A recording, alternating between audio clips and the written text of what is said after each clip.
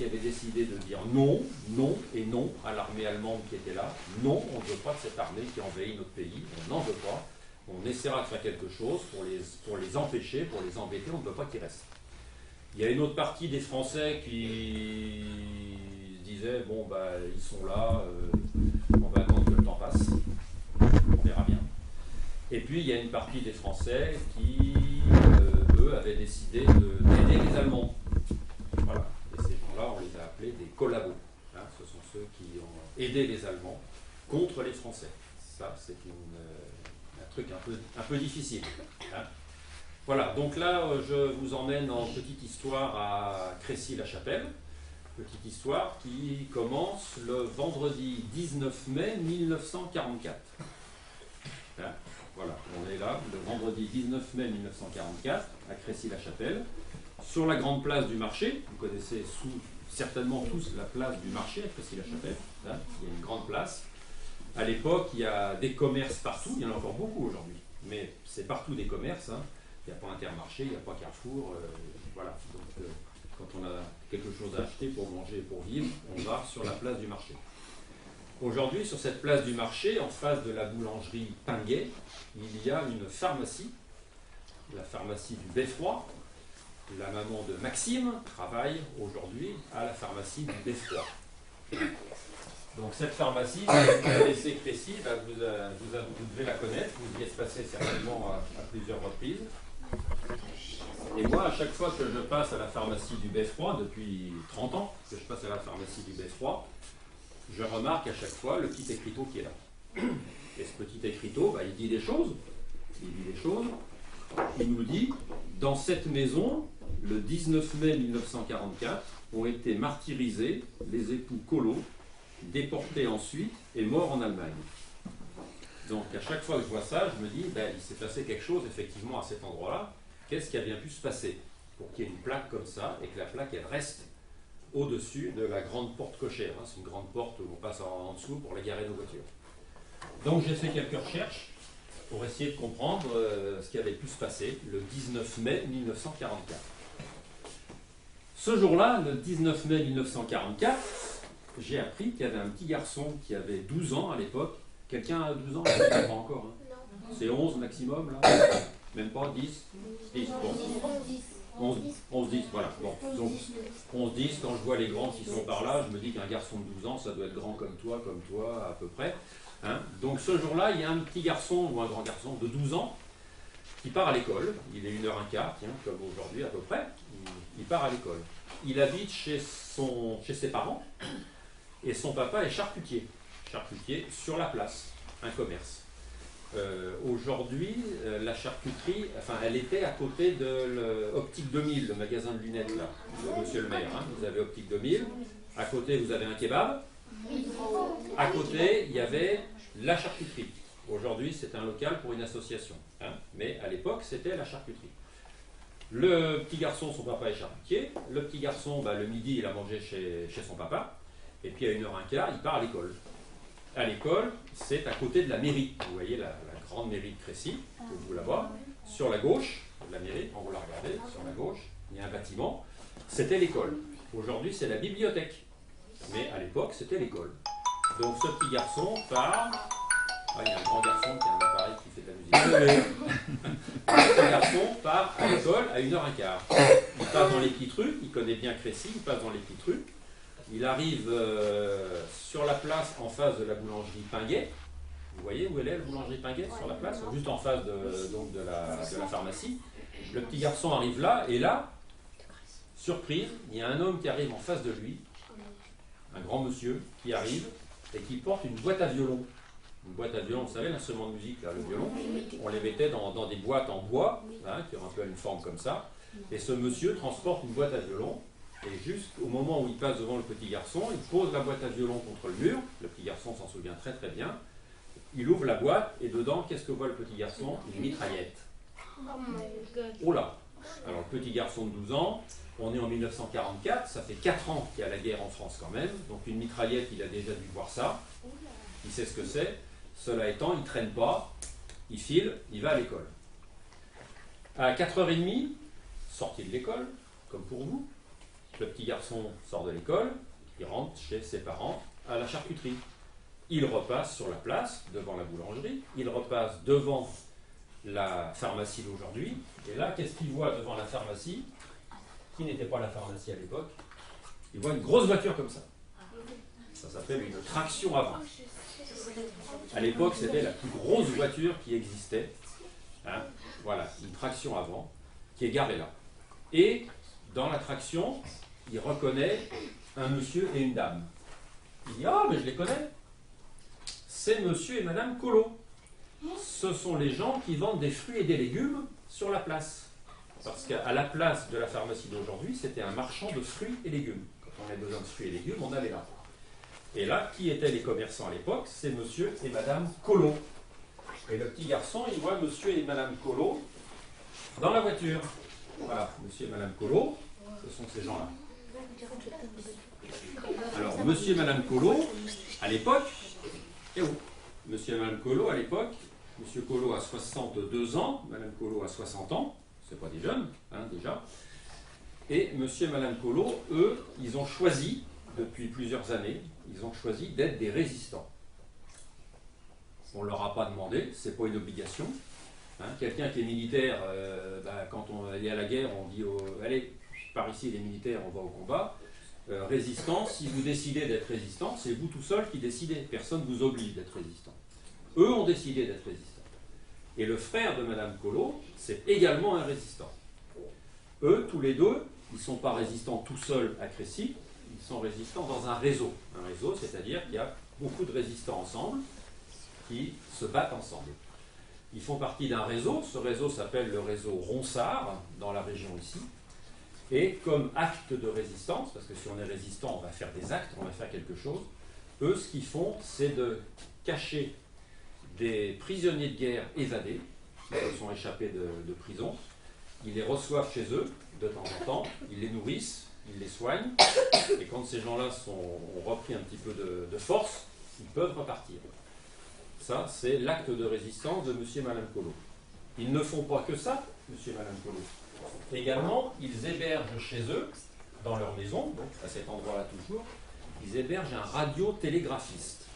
Hein, un radiotélégraphiste, je vous en avais parlé avant les vacances, peut-être un peu rapidement. Un radiotélégraphiste, c'est quelqu'un qui envoie des messages en morse, il envoie des messages, hein, les messages, ça part dans les ondes. À l'époque, il n'y a pas de téléphone portable, mais ça part dans les ondes. Il envoie des messages à Londres, des messages de renseignement sur ce qui se passe en France. Ce radiotélégraphiste, lui, il s'appelle Michel Herry. Michel Herry est un radiotélégraphiste, on les surnommait des pianistes. Pourquoi des pianistes? Eh bien parce que le message, en morse, ça se faisait avec ce petit instrument-là. Ti, ti, ti, ta, ta, ta, ti, ti, ti, ti, ti. On apprend, hein, le morse, c'est des codes. Chaque lettre, c'est soit un point avec un trait. Enfin, c'est un peu long, un peu compliqué, mais c'est un métier. Hein. Alors ça, c'est un vrai appareil, hein, qu'on appelle un manipulateur. Hein. Celui-là, c'en est un vrai de cette époque-là. Donc, Michel Herry est radiotélégraphiste. Il est chez monsieur et madame Collot, en train de taper des messages pour envoyer des messages à Londres. Michel Herry, il a un petit surnom dans la résistance, on l'appelle Risette. On l'appelle Michel Herry, il a 34 ans, et ce jour-là, le 19 mai, il est chez monsieur et madame Collot, il est dans une pièce de la maison, et il est en train d'envoyer des messages à Londres. C'est son métier. Dans la maison de monsieur et madame Collot, ce jour-là, il y a un autre résistant qui est là, qui s'appelle Marcel Gros. Il est là, lui aussi. Alors je ne sais pas ce qu'il faisait dans la résistance, ça je n'ai pas trouvé, mais il était là. Et donc ce 19 mai, qu'est-ce qui s'est passé? Eh bien vers 14h, il y a la Gestapo qui arrive sur la place du marché. La Gestapo, c'est la terrible police allemande, une police terrible, qui, son rôle à cette police, c'est de récupérer, de trouver, de chercher où sont tous les résistants, parce que les résistants, ils sont là pour embêter l'armée allemande, et la Gestapo allemande, elle est là pour faire la chasse aux résistants. Mais pour faire la chasse aux résistants, il faut savoir où ils sont. On ne fait pas la chasse comme ça. Eh bien, sur Crécy, la Gestapo, elle a eu des bonnes informations. Alors, qui a donné des bonnes informations à la Gestapo? Ça, je ne sais pas, je n'ai pas trouvé. il y a forcément eu quelqu'un qui a donné des bonnes informations à la Gestapo. Donc la Gestapo arrive ce vendredi-là vers 14 h. Ils sont assez nombreux. Ils se répartissent en 2 équipes. Alors ils arrivent sur place, eux aussi dans des grosses voitures comme ça. C'était les voitures de la Gestapo, ça. C'est pour ça que le petit garçon, il a vu monsieur et madame Collot dans une voiture comme ça. Il arrive à plusieurs voitures. Il y a une équipe qui va passer dans la rue, qui est sur le côté, et qui va aller rentrer dans le jardin du voisin de monsieur et madame Collot. Ils sont rentrés dans le jardin du voisin. Ils vont s'installer sur le mur entre les 2 jardins. Et là, il y a 2 hommes de la Gestapo avec mitraillettes qui s'installent en haut du mur et qui attendent. C'est certainement cet homme-là ou ces hommes-là qui a vu le petit garçon à 1h15. Donc il y en a 2 qui sont sur le mur du voisin. Pendant ce temps-là, par devant, il y a d'autres hommes de la Gestapo qui se préparent à rentrer chez monsieur et madame Collot, avec des mitraillettes aussi. Monsieur Collot, qui est résistant depuis un certain temps, il est habitué à observer partout ce qui se passe et à tout écouter. Il s'aperçoit très très rapidement qu'il se passe vraiment quelque chose devant son magasin. Il crie dans sa maison « Sauvez-vous, sauvez-vous, alerte, alerte, alerte ». Du coup, Michel Herry, qui était en train de pianoter, il se sauve en courant par le jardin. Marcel Gros, qui était avec lui, se sauve également en courant par le jardin. Ils savent qu'au fond de ce grand jardin, il y a une petite porte un peu cachée et que par cette porte-là, on peut aller jusqu'au Grand Morin. Ils le savent, ils filent tous les 2 à fond la caisse. Pendant ce temps-là, monsieur Collot, lui, dans sa maison, le matériel de Michel Herry tient dans une valise un peu comme celle-là, hein, ça ressemblait à ça. Le matériel est là-dedans, monsieur Collot referme la valise, court la cacher dans le jardin, il y avait un emplacement qui était prévu. Sauf que, ça va très très vite. Les 2 qui sont dans le jardin, Michel Herry et Marcel Gros, ils n'arrivent pas tout à fait au fond du jardin. Bram, rafale de mitraillette par-dessus le mur. Tous les 2 tombent. Marcel Gros est blessé, mais il arrive à se relever. Il arrive à atteindre la porte. Il arrive à sortir par le jardin au bout là-bas. Il trouve un vélo. Il monte en vélo comme il peut et il commence à s'échapper de Crécy. Michel Herry, le radiotélégraphiste, lui, il meurt sur le coup. Il est tombé sous la rafale de mitraillette, il meurt, il est dans le jardin.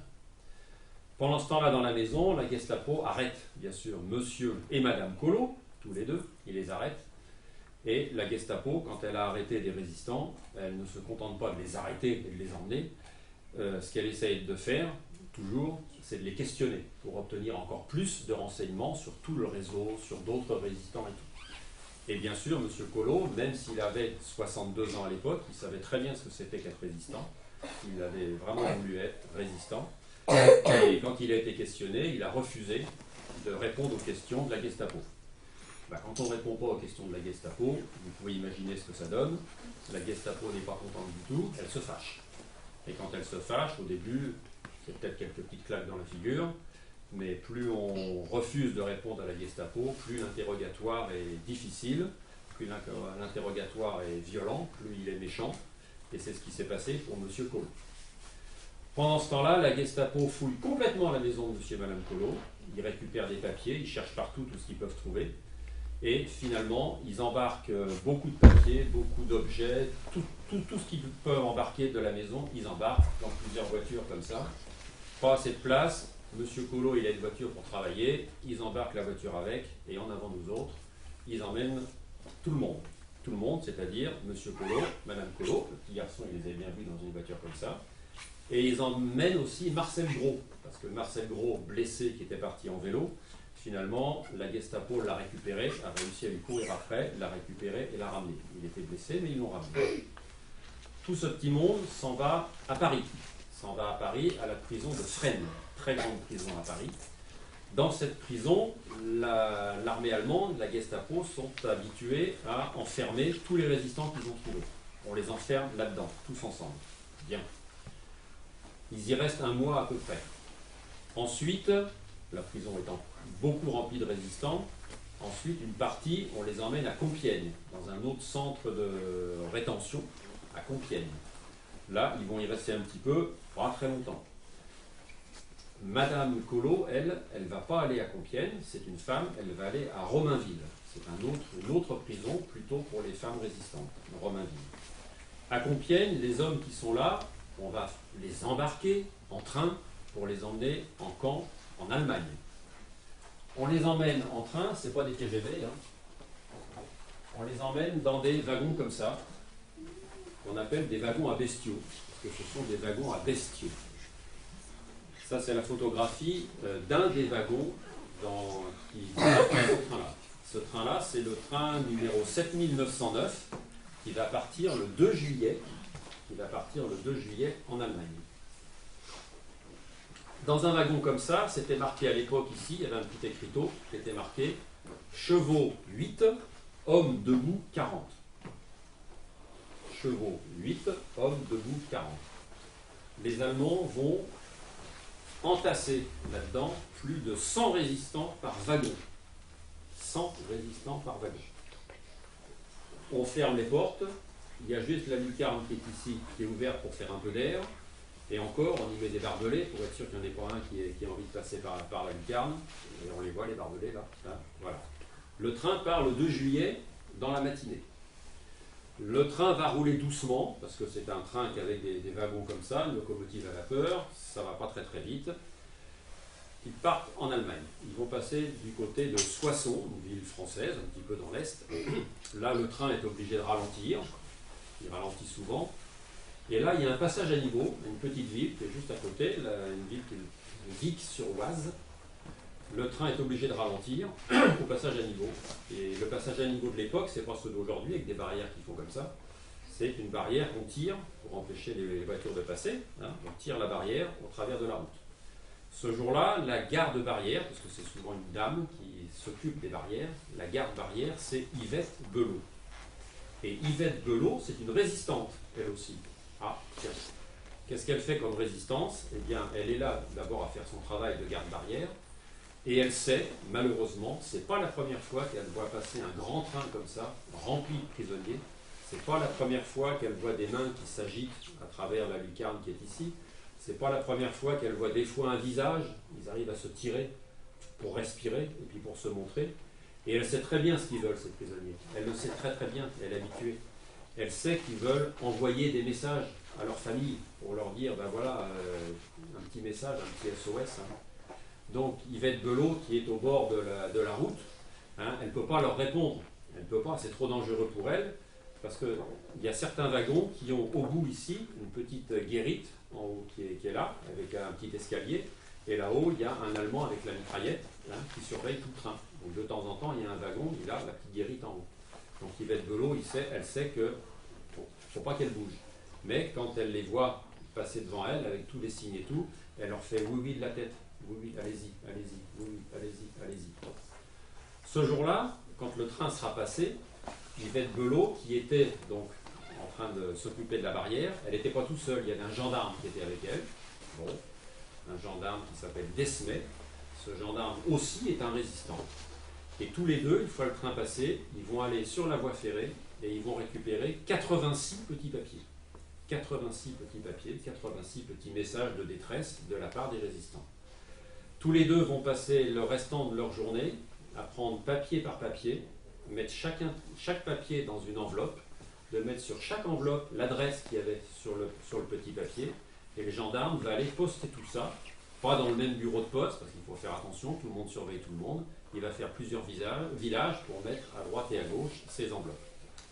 Le petit papier de Désiré Collot, le petit papier, ben, il va bien arriver à l'adresse indiquée, et l'adresse indiquée, c'est une adresse à Pantin, c'est là où habite le fils de Désiré Collot. Désiré Collot, il a un garçon qui s'appelle André, et qui habite à Pantin. Donc la lettre va bien arriver à Pantin.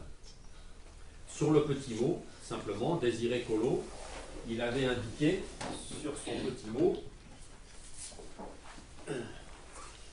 l'adresse Collot André, 8 rue de Montgolfière à Pantin, Seine. Je pars pour l'Allemagne, 2 juillet. C'est le petit mot qui est ici. Hein. Je pars pour l'Allemagne, 2 juillet. Au-dessus, c'est DC, Désiré Collot. Et voilà. Son petit papier, il a été récupéré et il s'en va bien chez son fils. Le train continue sa route, 2 juillet, 3 juillet, 4 juillet, 5 juillet.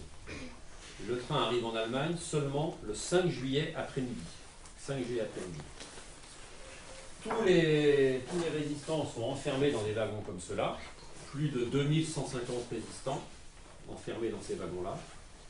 Quand en Allemagne on va ouvrir les portes du wagon, ils vont compter plus de 600 morts dans le train. Plus de 600 morts. Il faut savoir qu'à cette semaine-là, de juillet 1944, il faisait très chaud, il faisait 34 degrés à l'extérieur à l'ombre. Vous imaginez plus de 100 personnes enfermées dans un wagon comme ça, pratiquement pas d'eau à boire, pratiquement pas à manger. Quand on a ouvert les portes en Allemagne, plus de 600 morts ont été retirés de ce train. Désiré Collot est arrivé au bout, malgré ses 62 ans et tout ce qu'il a survécu. Il a survécu à tout ça, il arrive au bout. Marcel Gros, qui est dans un autre wagon, mais qui est aussi dans ce train-là, va arriver au bout aussi.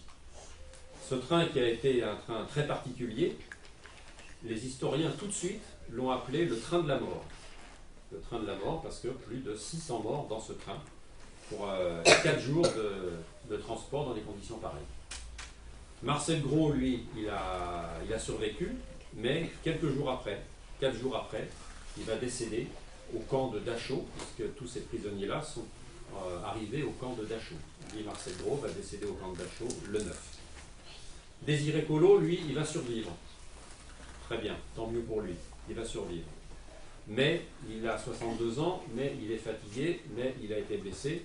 Et dans les camps, là-bas en Allemagne, si les Allemands ont récupéré tous les résistants et tous ces hommes-là, c'est pour les faire bosser. Parce qu'il manque d'ouvriers. Les Allemands sont partis à la guerre, soldats, et il y a moins d'ouvriers dans les usines. Donc ils vont utiliser les prisonniers pour faire tourner leurs usines. Donc Désiré Collot va devoir travailler, sauf que vu son âge, vu son état, etc., ça va être difficile pour lui assez rapidement. Finalement, avec d'autres, il va être changé de camp. Ils vont emmener 400 de ces prisonniers qui sont un peu âgés, pas en bonne santé, ils vont les emmener dans un autre camp, à Bergen-Belsen, c'est en Allemagne aussi, un camp de déportés, un camp de résistants, prisonniers aussi. Et là, c'est pas un problème qu'on ne soit pas en bonne santé, dans ce camp-là, c'est pas un problème. On ne soigne pas, hein, mais c'est pas un problème. On fait travailler quand même tout le monde, à coups de bâton, jusqu'à temps que la personne meure. Voilà, ça s'appelle un camp d'extermination. Donc Désiré Collot va être dans ce camp de Bergen-Belsen, il va être obligé de travailler dans ces conditions-là, et lui va mourir le 12 ou 14 janvier 1945. Sa femme, Alice, qui était à Fresnes, qui est passée à Romainville, elle aussi va passer à Compiègne, elle aussi va prendre un train pour partir en Allemagne. Elle va partir, elle, au camp de Ravensbrück. C'est un camp surtout pour femmes. À Ravensbrück, Alice Collot, elle va avoir le même sort que son mari, c'est-à-dire qu'elle va devoir travailler dans des conditions invraisemblables, et elle va décéder également au mois de février 1945. Voilà ce que c'était que la vie des résistants quand ils se faisaient attraper. Hein, voilà ce que ça pouvait donner. Alors certains ont pu rentrer, hein, mais Désiré et Alice Collot ne sont pas rentrés. Marcel Gros est décédé là-bas aussi. Alors je vous ai parlé d'un petit garçon tout à l'heure, un petit garçon de 12 ans qui a vu la voiture, qui a vu ce qui se passait à Crécy à 13h30. Et bien ce petit garçon de 12 ans, il est toujours vivant aujourd'hui. Il a quel âge? Il a quel âge? Il a 90 ans. Il a 90 ans, il est toujours vivant. Donc j'ai eu la très grande chance de le rencontrer pendant vos vacances. Imagine, c'est trop de chance. J'ai eu une très grande chance parce qu'on m'avait indiqué que ce monsieur était toujours sur Crécy, que peut-être était-il encore vivant, mais oui, il est vivant. Je l'ai trouvé sur Crécy et c'est lui qui m'a raconté le début de cette histoire, assez extraordinaire. Pour la suite de l'histoire, qui me l'a raconté, c'est le petit-fils de monsieur et madame Collot. Monsieur et madame Collot, donc il y a un garçon, hein, je vous ai dit, André, qui habite à Pantin, Et André et sa femme, ils ont eu un petit garçon qui s'appelle Jean. Jean Collot, aujourd'hui c'est un monsieur de 84 ans. Il habite dans le sud de la France, du côté d'Antibes. Il est toujours là. Et Jean Collot, lui, il a fait beaucoup de recherches parce qu'il voulait absolument comprendre ce qui s'était passé pour ses grands-parents. Parce qu'il n'était pas là le jour où ses grands-parents ont été arrêtés, heureusement pour lui. Il avait 5 ans à l'époque. Il n'était pas là, mais il voulait absolument comprendre ce qui s'était passé. Donc il a fait beaucoup de recherches, parce qu'il y a quand même des prisonniers qui sont rentrés à la fin de la guerre. Tout le monde n'est pas mort là-bas, certains sont rentrés. Ils se sont regroupés pour échanger leurs informations. Et Jean Collot a fait beaucoup de recherches et a trouvé des survivants qui ont pu lui expliquer un petit peu s'ils avaient connu son grand-père ou pas son grand-père, etc. Donc grâce à ça, il a réussi à retrouver beaucoup d'éléments. Moi j'ai eu Jean Collot au téléphone, je ne suis pas allé à Antibes pour le voir, c'est un peu loin, mais je l'ai eu au téléphone plusieurs fois et grâce à Internet, il m'a envoyé beaucoup de documents, beaucoup de photos. Et c'est comme ça que j'ai pu, avec son aide, retrouver un petit peu toute cette histoire que je peux vous raconter aujourd'hui.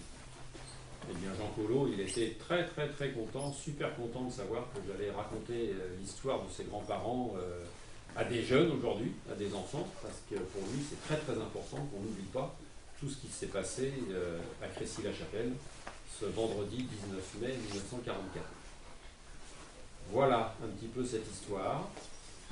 Je ne sais pas ce que vous en pensez, mais voilà, l'histoire de résistants qui, pendant la guerre, avaient décidé tout seuls, encore une fois, pour être résistants, on le décidait, et c'est tout, on n'était pas obligé. On n'était pas obligé. Et donc, ils savaient qu'ils prenaient beaucoup de risques. Et bien, vous voyez les risques qu'ils ont pris. C'était quand même terrible. Voilà ce que j'ai pu raconter le 8 mai, quand vous n'étiez pas là. C'est pour ça que je vous la raconte aujourd'hui. Qu'aujourd'hui, j'ai un petit peu plus de temps pour vous la raconter, parce que le 8 mai, c'était un petit peu rapide, ce que j'ai pu dire. Mais, voilà.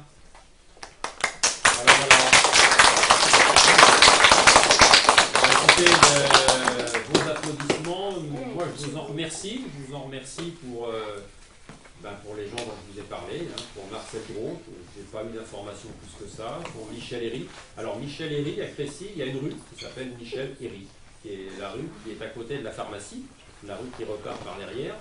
Elle s'appelait avant la rue de l'Arquebuse, et elle s'appelle maintenant la rue Michel Herry, du nom de ce radiotélégraphiste qui s'est échappé, qui a voulu s'échapper par là-bas, et puis qui n'a pas pu s'échapper par là-bas.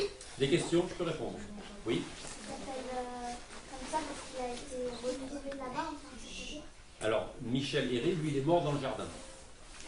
Il est mort dans le jardin directement. Dans un premier temps, il a été enterré à Crécy. Il a été enterré à Crécy, ça je le sais, dans une tombe qui était prévue pour la famille Collot. Et c'est la famille Collot qui a décidé que Michel Herry, pour l'instant, il pouvait avoir une place dans leur tombe à eux. Et à la fin de la guerre, la famille de Michel Herry a récupéré le corps de Michel Herry pour l'emmener en Bretagne, parce qu'il est d'origine bretonne, Michel Herry. Ouais. Non, parce que j'avais demandé s'il y a une tombe dans le jardin. Non, alors dans le jardin, à ma connaissance, non, il n'y a pas de tombe. Il y a la rue à côté qui s'appelle Michel Herry. Ça c'est sûr, mais il n'y a pas de tombe dans le jardin. Oui. Et est-ce qu'ils ont fait la même tombe pour les deux personnes Collot? Alors c'est une question à laquelle je ne peux pas répondre. Tout ce que je peux vous dire, c'est que le corps de monsieur et madame Collot, ils sont restés en Allemagne, parce que tous ces déportés qui sont morts dans des conditions invraisemblables dans les camps, soit ils ont été enterrés vite fait dans des très grandes fosses communes, soit ils ont été brûlés dans les fours crématoires, vous savez que ça existait. Donc ça allait tellement vite que les corps là ne sont pas rentrés. Par contre, il y a quelque chose qui est rentré là. Allez-y. Ta sœur, elle a habité en Belgique. Elle est à c'est une ville allemande. D'accord.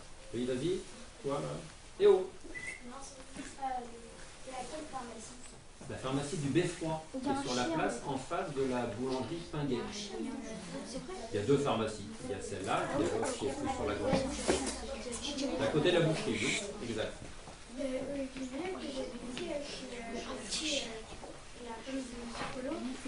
Si je fais un papier aussi. Oui, oui, oui, ah, tu as tout à fait raison. Oui, oui, bah, si je ne l'ai pas dit, je reprends.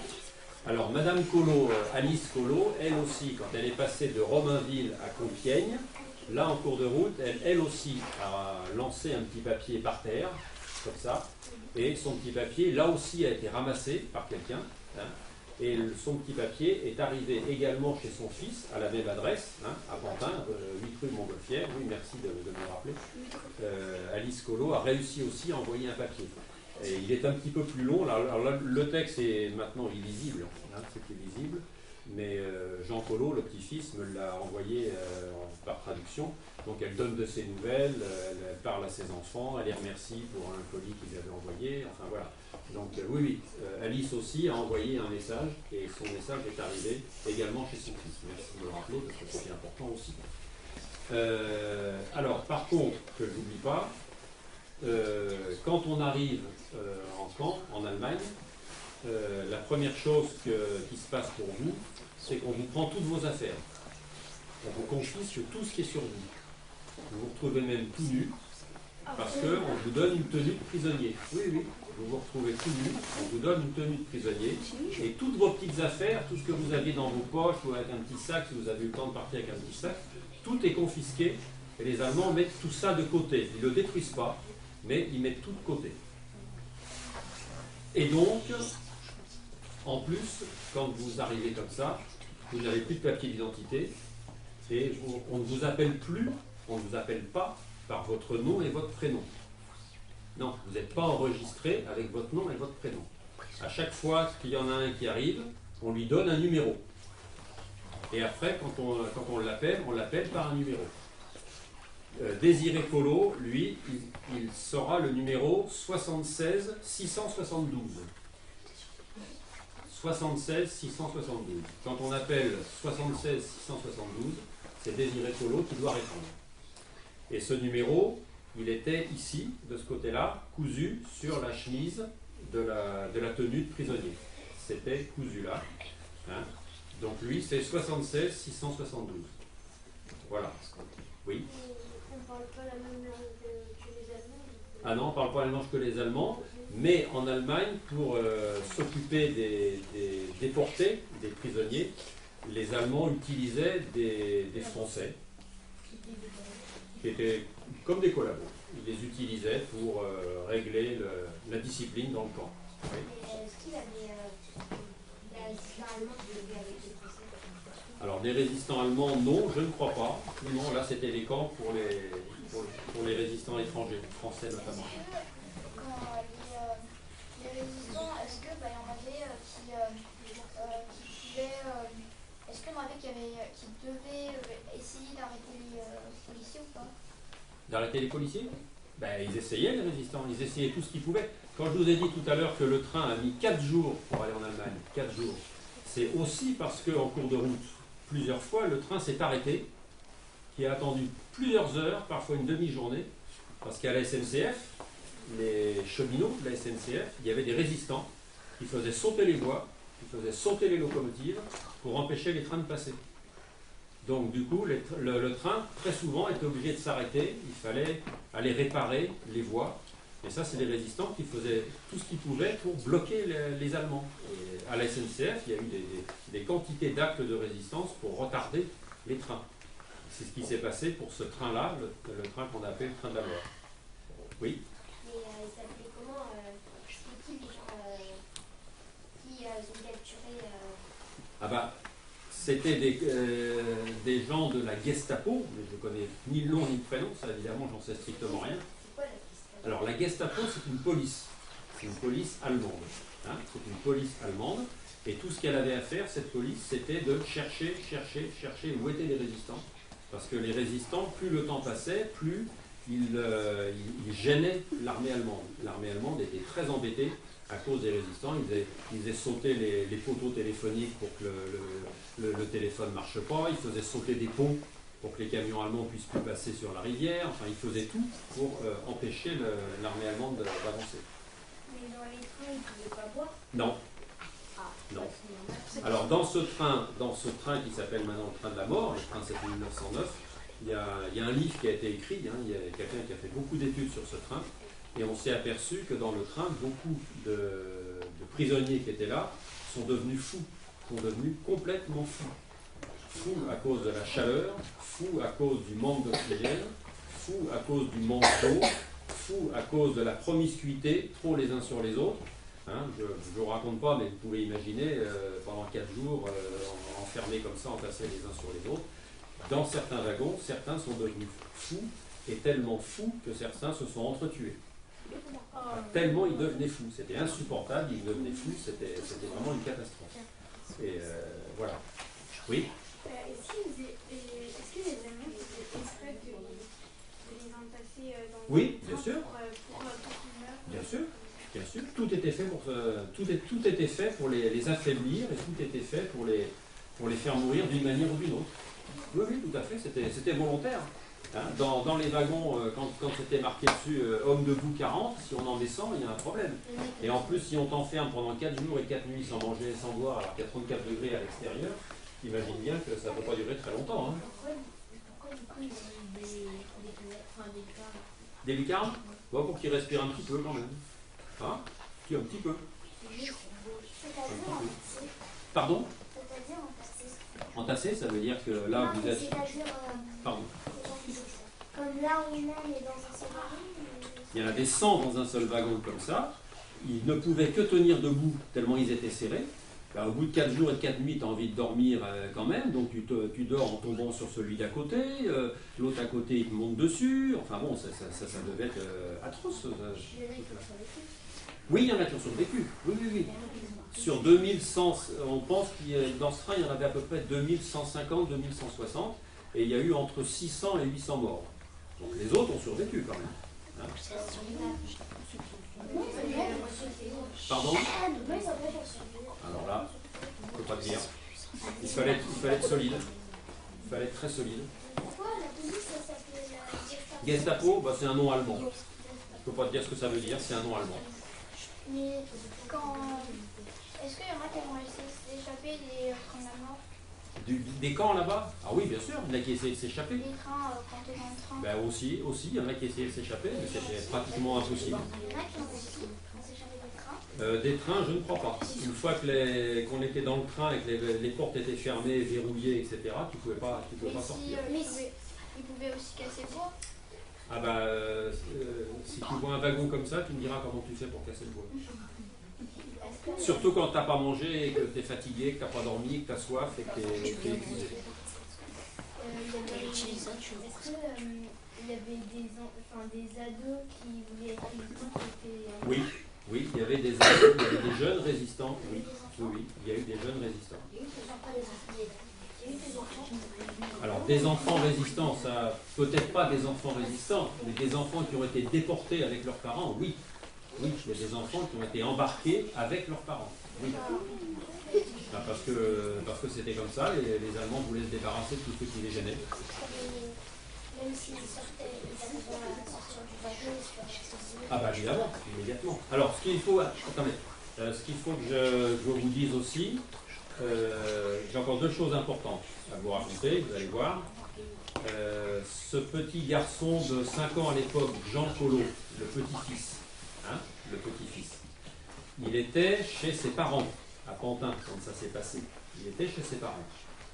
Et la Gestapo, elle recherchait toute la famille, bien évidemment. Elle se disait, si on a les parents, enfin si on a les grands-parents, si on peut avoir les enfants, enfin ils essayaient de récupérer tout le monde. Et ils ont eu une information, encore une, je ne sais pas comment. Ils ont trouvé l'adresse à Pantin du fils de monsieur et madame Collot, donc de André, le papa de Jean. Ils ont trouvé l'adresse à Pantin.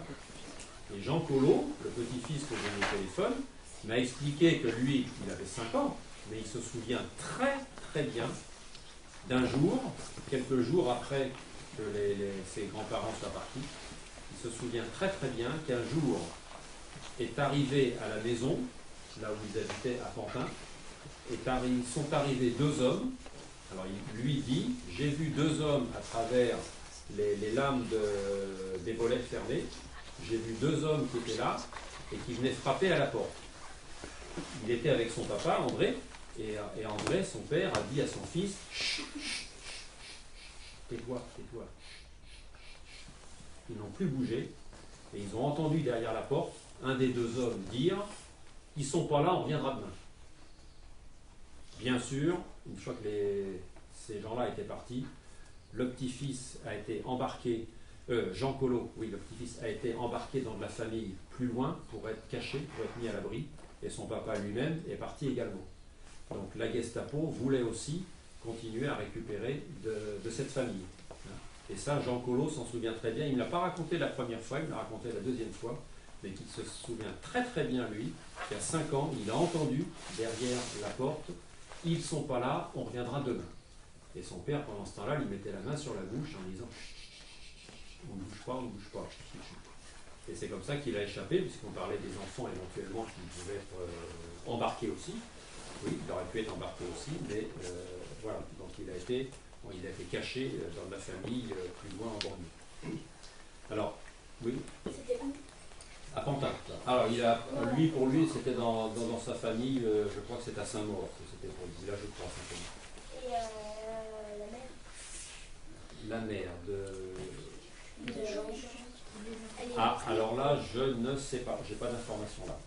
Je sais que Jean Collot est toujours là, je ne sais pas. Voilà. Alors, une dernière chose. Jean Collot, que j'ai eu au téléphone à plusieurs reprises, je dis, mais moi quand je raconte une histoire comme ça avec des enfants, ce que j'aime bien, c'est montrer quelque chose, parce que c'est quand même toujours intéressant de montrer quelque chose. Alors, Jean Collot m'a dit, Monsieur Burette, oui, mais enfin, bon, alors je dis, je sais pas, vous n'avez pas un petit objet pour que je puisse parler de votre grand-père? Il dit, si, j'ai un objet si, mais alors vous faites attention et vous me le renvoyez bien. Je dis, oui, bien sûr, il faut me faire confiance. Mais voilà cet objet. Ce petit porte-monnaie, Désiré Collot, quand il est parti de sa maison à Crécy, il est allé à Fresnes, il est allé à Compiègne, qu'il a pris le train, qu'il est arrivé à Dachau, il avait ce porte-monnaie-là dans sa poche. Ça, c'est son porte-monnaie. Et quand le camp de Dachau a été libéré par l'armée américaine, tous les objets qui avaient été mis de côté, qui avaient été confisqués, et bien, petit à petit, les associations qui se sont occupées des déportés, ils ont réussi à retrouver à qui ça appartenait et ils les ont renvoyés. Et ce petit porte-monnaie est revenu à Pantin, chez le fils. Alors aujourd'hui, je peux vous dire que pour M. Collot, ça c'est un trésor, mais alors un trésor. Hein. Alors dedans, il y a notamment la carte de résistant de M. Collot, carte de résistant, carte qui prouve qu'il était un résistant. Hein.